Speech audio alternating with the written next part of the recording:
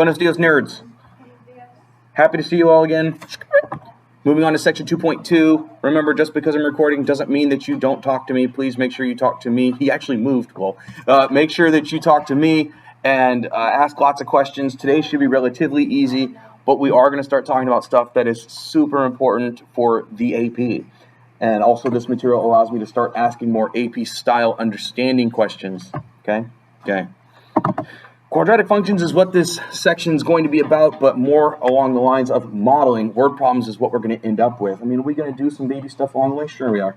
Transformations and graphs and vertices of quadratics, stuff like that, old stuff. But we're going to build our way up to graphing calculator questions here in a couple days. We're going to finish this lesson on Wednesday. And even if I finish it tomorrow, we're going to practice this material on Wednesday. So the homework won't be due officially until Thursday. That doesn't mean wait till Wednesday night. That just means make sure that you take your time to do the homework and do a little bit of it each night. Yes, ma'am. Is this one going to have a chapter test? There will be at least one test before the chapter test.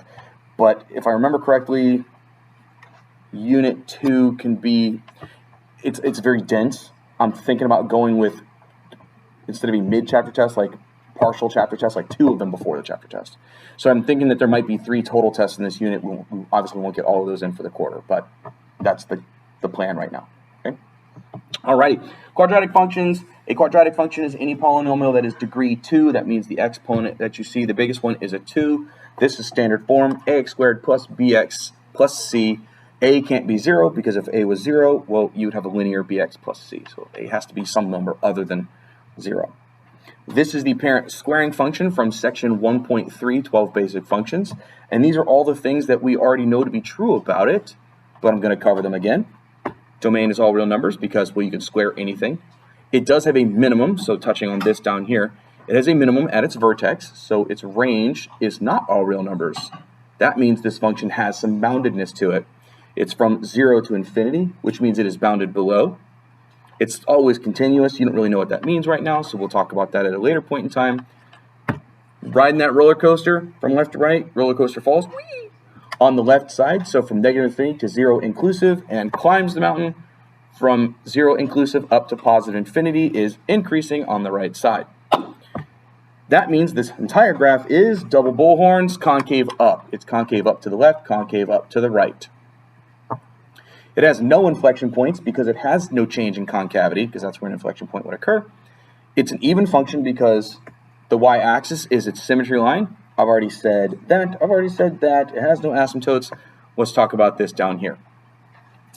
If second period is correct, this is the first time you've seen limit notation used to describe end behavior. That's what they told me. Here, let me tell you what this says. When we were doing it in Algebra 2, you would have seen specifically this one on the left. It would have said this: as x heads towards negative infinity, comma, y heads towards positive infinity. But that is a very basic way of writing it. This means a lot more in calculus. So this is what we're going to start using from now on. We will use limit notation to indicate what our end behavior is. And it's what you're also going to use in AP calculus. We read this as the limit as x approaches negative infinity of f of x is positive infinity. Let's break it down though. Why limit? Because you can't ever get to negative infinity. Your x's can head out there forever, but they'll never get there. When we say limit though, what we're saying is what is the y value attempting to get to? So the y value is attempting to get to here as x goes towards this. So the limit of the y values as x approaches negative infinity is positive infinity. That means the y values head up as the x values head left. This says the y values head up as the x values head right. Cool with that idea? So its limit as x approaches of f of x is. It's used a lot in AP calculus. In fact, it's like all of chapter 1. Basic transformations, this is review. We've already done transformations, but I'm going to redo every transformations every time I introduce a new function. So boom, here it is. Our job is to take this y equals x squared parent function and talk about the transformations that turn it into these. And then we're going to sketch the graph. Okay? These three transformations that we see here, are any of them inside transformations? And this one has an inside transformation.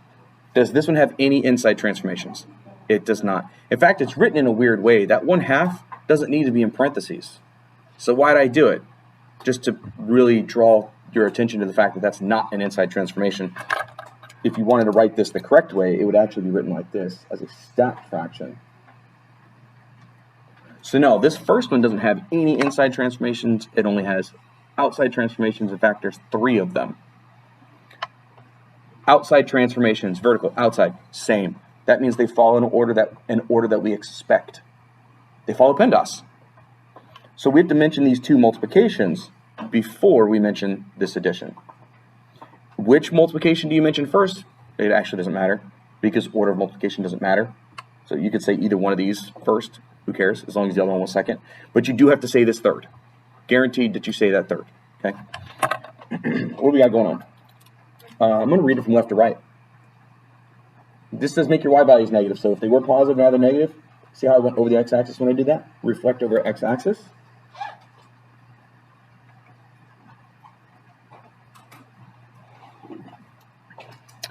And vertical outside, same. This says multiply your y values by 1/2. So you're going to actually do that, which would make it short. Vertical shrink, factor 1/2.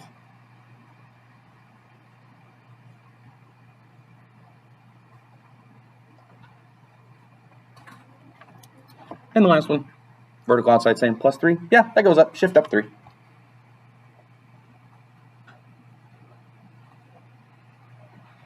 I'm not a spatial thinker, though.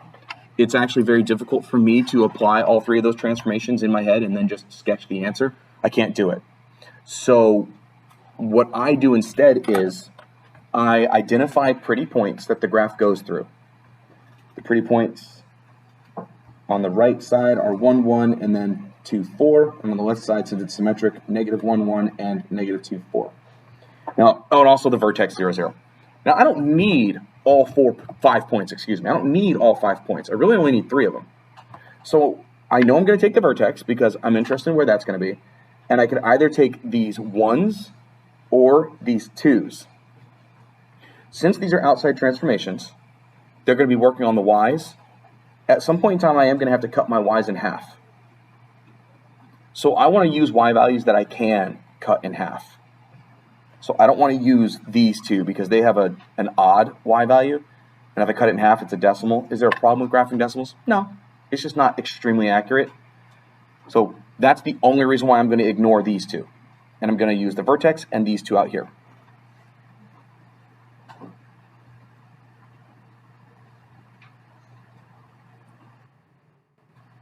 Negative 2, 4, 0, 0, and 2, 4. Then we're going to apply some transformations, specifically on the y values we said. And when we do that, it's going to give us a new x comma y trio. We'll plot them, we'll connect the dots, and we're done. Okay. Those 3 transformations, they're all working on the y's because they're outside transformations. That means none of my x's will be affected by these 3 transformations. But let's talk about what those 3 transformations do to the y values. These 2 together as one thing, mathematically, what are they telling me to do to my y values? You can tell me that one. And make it negative. Yes. So cut them in half and make it negative. That literally says multiply your y's by negative 1/2. So I'm going to take my y values, I'm going to multiply them by negative 1/2. And then after I've done that, add 3. So take the y values, multiply by negative 1/2, which is the same as dividing by negative 2, and then add 3. So I take this y value. Half of 4 is 2, but it's negative half, so negative 2. Negative 2 plus 3 is positive 1. I know this thing is going to be symmetric, so plugging in 4 down here is going to give me the same result down there. And I could throw 0 in. Negative half of 0 is 0. And 0 plus 3 is 3. And here are my new xy pairs that I can graph. Negative 2 comma 1 is here. 0 comma 3 is way up here, and 2 comma 1 is here.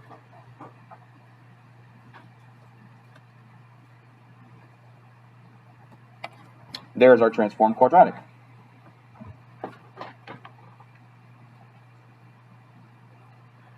I know it looks wider than it was before, doesn't it?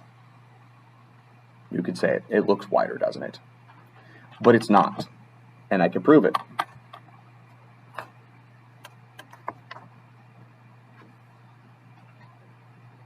Those dots land at the same x values, so that graph is not wider.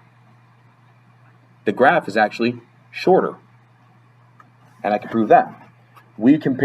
If we compare this dot, to this dot, the vertical distance between these two dots was 4. But now, if you compare the vertex to those dots, the vertical distance is only 2. So the graph is actually shorter. It's half as tall, as it used to be. Yes, Hadi? If it's a horizontal shrink, would it only get like... So a horizontal shrink actually would have made the graph skinnier.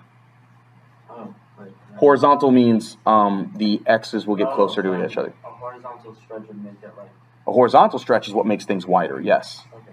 But a horizontal stretch will not change the vertical distances between the corresponding dots. So yes, it looks wider, but it's not. It's an illusion because this thick graph actually goes on forever. So infinity's messed with our brains. Doo-doo. Next one. Okay, now this, I still had some people missing a concept like this on the last test. There are 3 transformations here. Order of 2 of them matters, but 1 of them doesn't. There are 2 outside transformations, which I'm going to have them represented by these 2 pencils, okay? Their order matters. There is 1 horizontal transformation. It doesn't matter if it gets listed first, second, or third. That doesn't matter. All that matters is that the order of the 2 verticals is unaffected. So as long as this transformation gets mentioned before this transformation, the horizontal could be done first, second, or third. Nobody cares where that happens. If there was multiple horizontals, let's say there was 2 of them, and order for them mattered, well then, as long as the order of them didn't change, you could do it like this.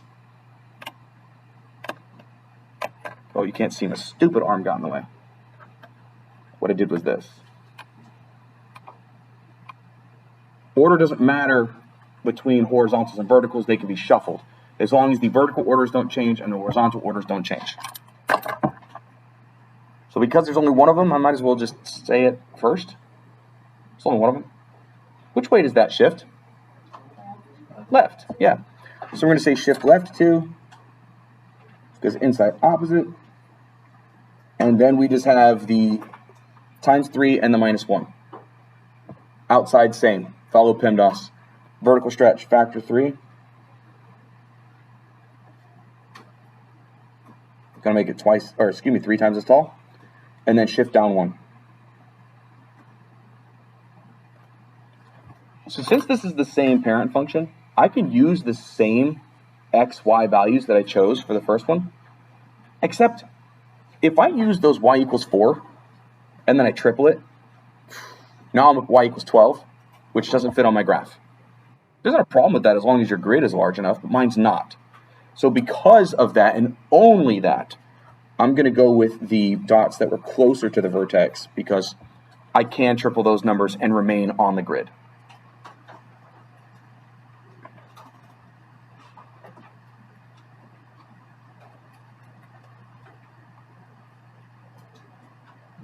And was this 101? Here we go.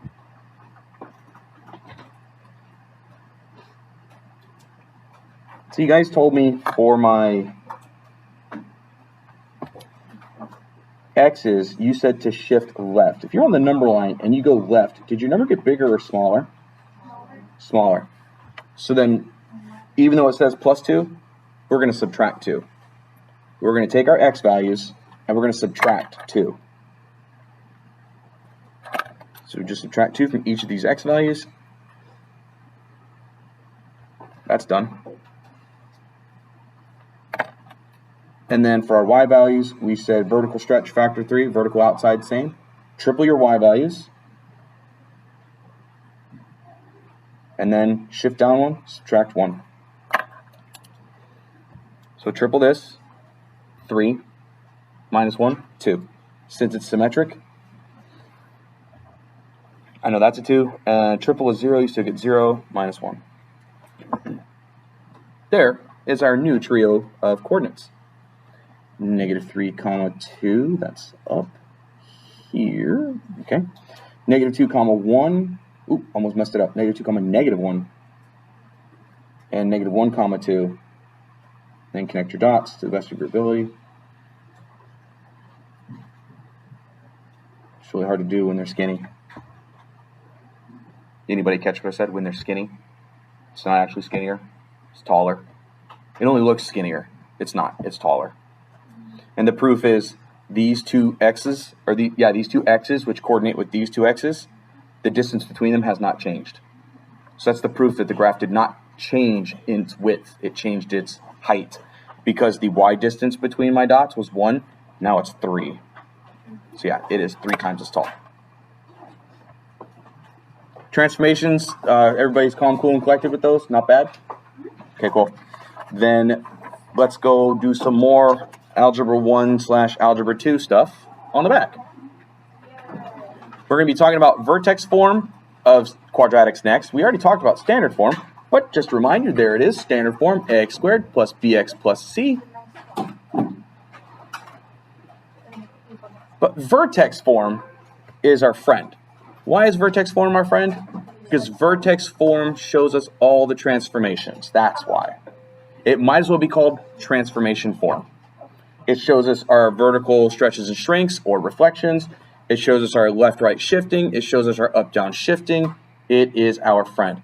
Mr. M, it doesn't show anything about horizontal stretching and shrinking. Well, that's because if you know what you're doing, there's ways to manipulate a horizontal stretch and shrink to make it appear to be a vertical stretch or shrink. If you know what you're doing, don't worry about it. I'm not going to ask you to do that. Okay? But that's why it's like that. So we got a picture here. This is what our authors call the axis. And you'll notice in parentheses I put of symmetry. The axis of symmetry, henceforth just known as the axis of the parabola. It's going to be the thing that cuts the graph in half, the vertical line that cuts the graph in half. Because it cuts the graph in half, it's always going to go through the vertex, which means it will always have the same x value as the vertex. When it's in vertex form, well, that's just easy. It's whatever makes the inside equal 0, x equals h, whatever that number is. But if it's in standard form, we have to know a formula for that x value. It's x equals negative b over 2a. It's right there. You learned about that in Algebra 1, I hope. X equals negative b over 2a. Notice it is also this h value, so it says x equals h equals negative b over 2a. Now, if your front number for either standard form or vertex form is positive, you got to graph that points up, but if the front number is negative, you got to graph that points down. Remember, positive people smile and negative people frown is the way to think about that. So we got a big old smiley here.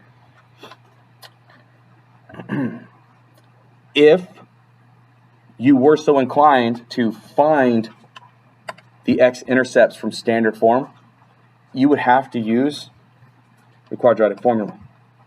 And you need to know the quadratic formula, x equals negative b plus or minus root b squared minus 4ac all over 2a. If you need to find the x-intercepts from vertex form, well, that's easy. You just put a 0 there, subtract k, divide by a, take the square root of both sides, creates a plus or minus, and add h. By the way, you would basically end up with this. But whatever. X-intercepts where your graph crosses the x-axis, y equals 0. It's not on here, but that's a y-intercept. That's where x equals 0. Interestingly enough, if you put in x equals 0 to standard form, what are you left with? C. In standard form and standard form only, that last number is the y-intercept. Because in vertex form, that last number is the y value of the vertex. Notice they're not even the same letter. All right. So if you have standard form, the go-to method for getting it into vertex form is completing the square. Everybody's absolute favorite thing, completing the square. And when I say everybody's absolute favorite thing, that's clearly dripping with irony, okay? What does it even mean? Why do we call it completing the square? Because the idea is that you created a perfect square trinomial. A what?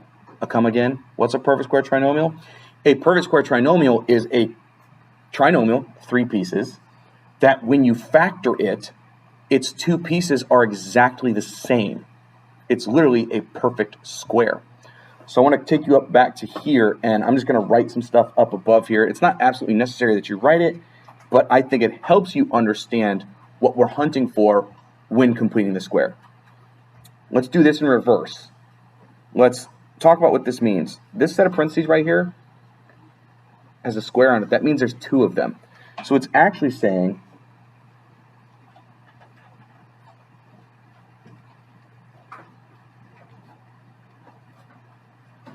I know I'm writing small, just trying to make sure it stays on the page. If you, and I hate to say this, FOIL this out, if you use distribution and combine your like terms here, what you get is this.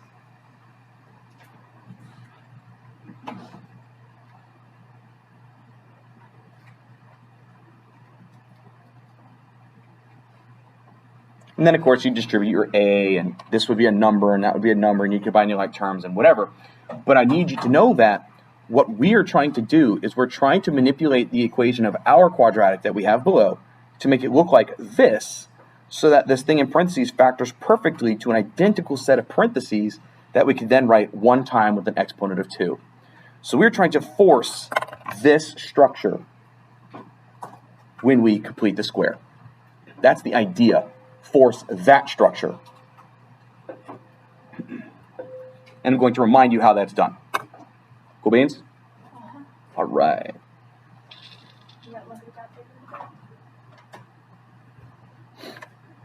First things first.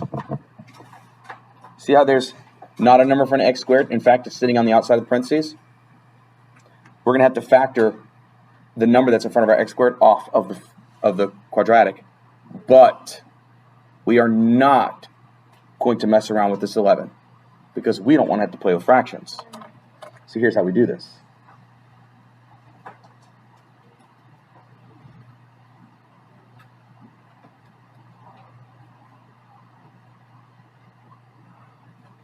And if you distribute that 3, you will see that I have not changed this equation.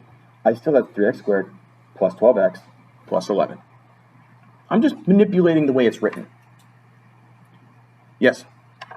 Like, 11 was, if he was like able to get the same GCF out, do we do it? Or do we Nope. always leave it alone? Nope. Always leave that number alone, even if 3 was part of the GCF of this number. Always leave this constant on the outside alone, and you're going to see why in just a minute. Is there a way to do it that way? Yes, there is, but it's more work. And it's not like, so I don't do tricks, right? I'm not teaching you any tricks. It's more work to do that way, but it's not any more correct. So since this is less work and it's perfectly correct without using any tricks, I just like to do it this way. Remember what we're trying to force? This setup. Here's what this, you notice this h right here at the end? This is a perfect square. We need a number right here that's a perfect square, but it's specific because this middle term says 2h. So we're actually going to use the middle term to figure out what h is so we can square it. Well, h is going to be half of this middle term. So we take our middle term, which is our b value. We take our b value and we cut it in half. And we have 4 over 2 is 2. And if you look at the setup for a perfect square trinomial, it shows you whatever h was, you need to square it. Well, we just found out that it was 2. So we take that number and we square it. And that's where this plus 4 comes from. We now have a perfect square trinomial in those parentheses. One that will factor perfectly into a dual x, what, you know what, we'll wait for that. The point is they match. But remember what I said before. When I distributed that 3, I didn't actually change my equation. I just changed the way it was written. So let's make sure that still happened.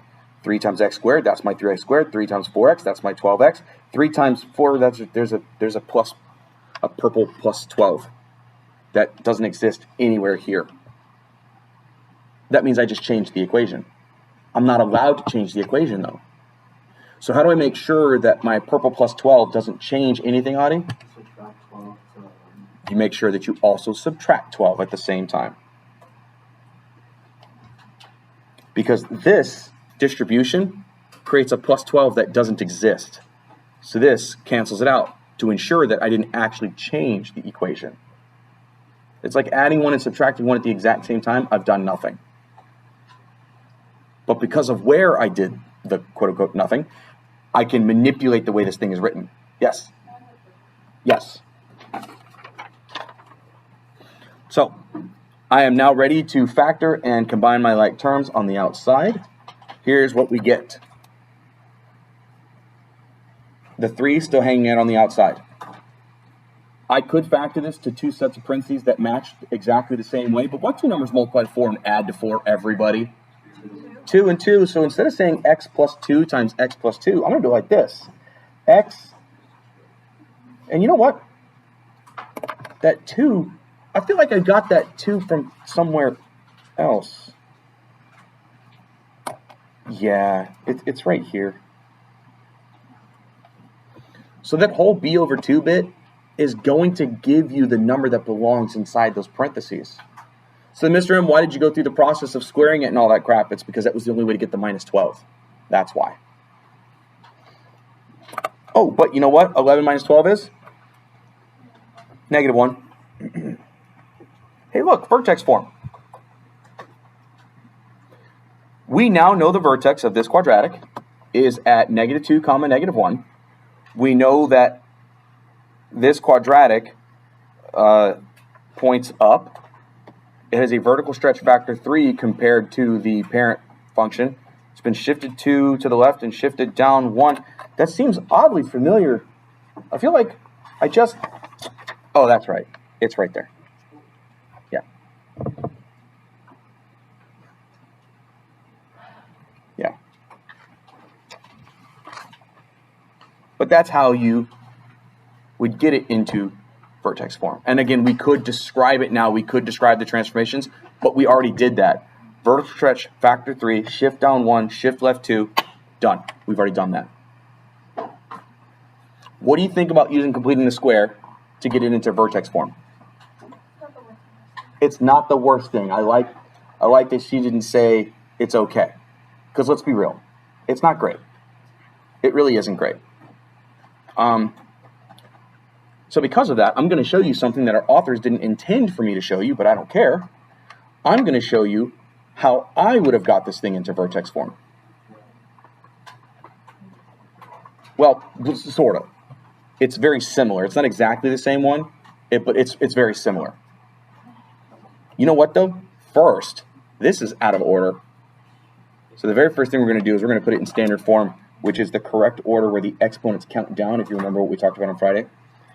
So negative 3x squared, positive 6x, and negative 5. And we could complete the square on this. We could. You would just be pulling a negative 3 to the front. So inside your parentheses would say x squared minus 2x. And you could go through the whole process of completing the square. But I don't always want to. I'm not always a fan of completing the square. So then, Mr. M, what else could you do? You could remember that the number that's inside the parentheses is the same thing as x equals negative b over 2a from standard form. So I'm going to go ahead and do that. I'm going to say, all right, well, I know that my x value, which is my x value of my vertex, which is h of vertex form, is going to be negative b over 2a. So let's see. That gets me negative. My b value is 6. My a value is negative 3. Oh, look at this. The x value of my vertex is 1. So without completing the square, I already know that my parentheses say x minus 1 quantity squared. And you know what else I know? I know what number sits in front of those parentheses. -3. All I'm missing is the y value of my vertex. I have an x. How can I find y? Let's plug it in.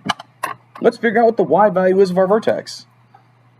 It's what you get when you plug in x equals 1. Oh, sorry. I wrote 6 for some reason.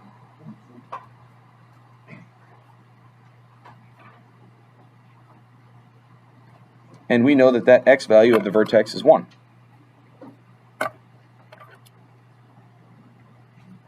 -3 plus 6 minus 5, -2.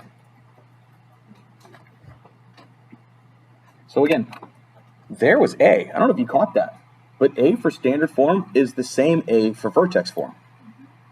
You know H, you know K, you know vertex form. Oh, you know what? Let me go back, petition, right, f of x. There we go. What am I smoking? I already wrote x. I don't know, I'm smoking that math.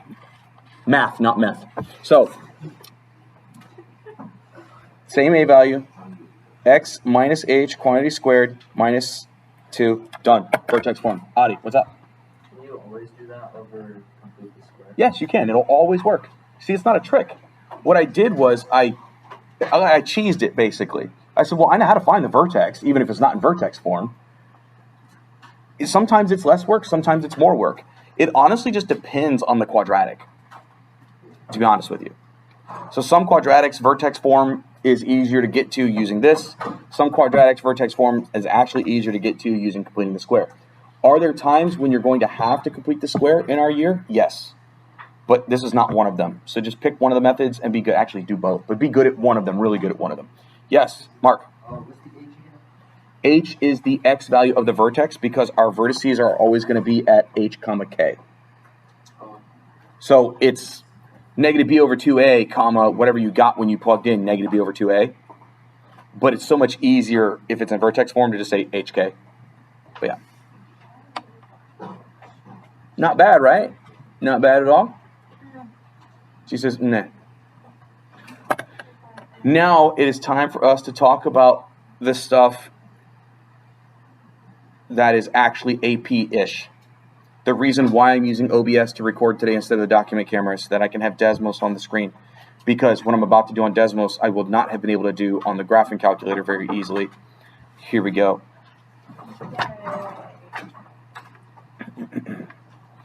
Can we all agree that this quadratic is not a straight line? Yeah. Yes, awesome. So can we all agree that if I look between any of its two x's, what I'm connecting them with will never be a straight line? That I'm always connecting them with something that is slightly curved. Yes? Awesome. So let me bring up Desmos. And on Desmos, I'm going to introduce the parent function. And I have it bold. Let me take it off bold there. Now, I think we can all agree that anywhere I look on this curve, like I said, nothing is actually a straight line. We're connecting everything with curves. Yes? Yeah. I'm going to choose a place, I don't know, like right here. And I'm going to zoom in. And you know what? That sure looks like a straight line to me. So if we zoom in far enough, that curvy zone looks like a straight line. And Mr. M, you cheated. You picked one of the zones that wasn't remarkably curvy. Okay, let me come down here where it's remarkably curvy. And let me zoom in. And I don't know about you, but that looks like a straight line to me. In fact, I could do that anywhere I want, even down here at this vertex.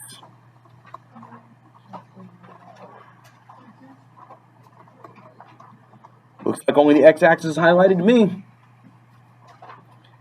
What I'm getting at here is, it doesn't matter what the curve is. If you zoom in close enough, it's going to look like a straight line. Never going to be a straight line, but it'll look like it because our x's are so remarkably close together. That concept is called local linearity. Linearity means looks like a straight line. Local means in the immediate vicinity. The graph of every polynomial, any curvy piece of spaghetti, is locally linear, meaning zoom in close enough and it's going to look like a straight line.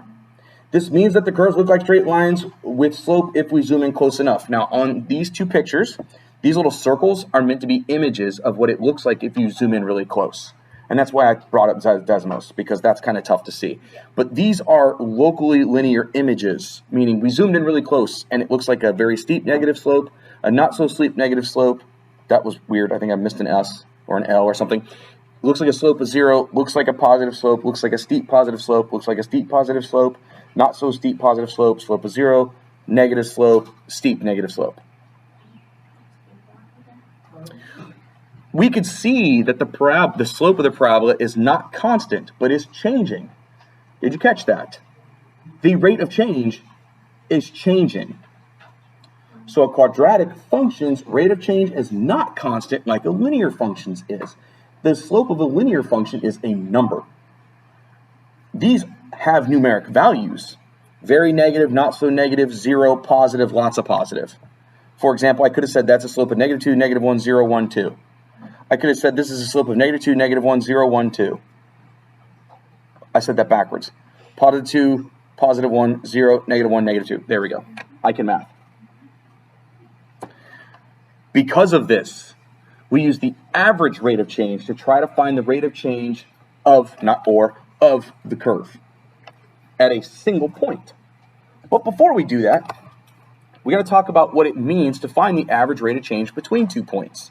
You don't need to draw this. I'm only doing it for good note-taking purposes. If I connect these 2 dots with a straight line, that straight line is called a secant line. It connects any 2 dots on a curve. And I could find the slope of that secant line just by doing regular old, y2 minus y1 over x2 minus x1. But because those are 2 points on my curve, what we say is the slope of the secant line is the average rate of change of the curve between those 2 points.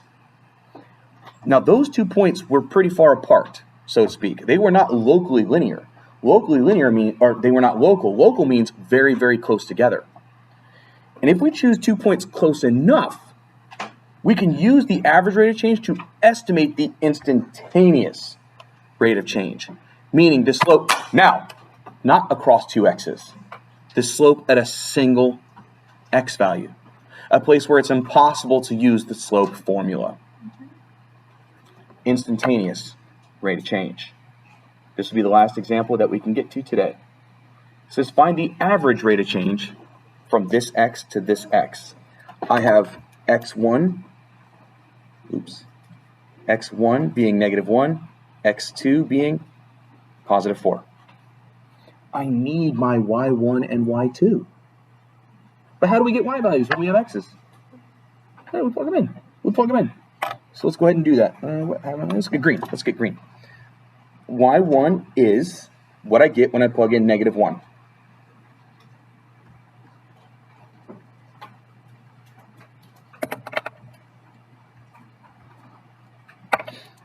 It gives me 1 plus 4 plus 5 is 10. Okay, I got y1 was 10. y2 is what we get when we plug in x2, or x equals 4.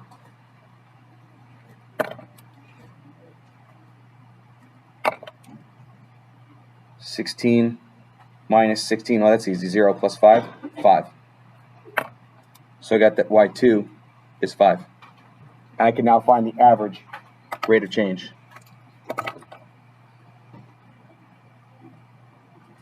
y2 minus y1 over x2 minus x1, which is actually minus a negative, so it's going to be +1. Gives me -5 over 5. I have an average rate of change of -1. And even though that's where the notes are stopping, I'm going to show you something else. That's how you find the average rate of change. What I want to show you is on Desmos, though. So I got to wait until people are done writing this.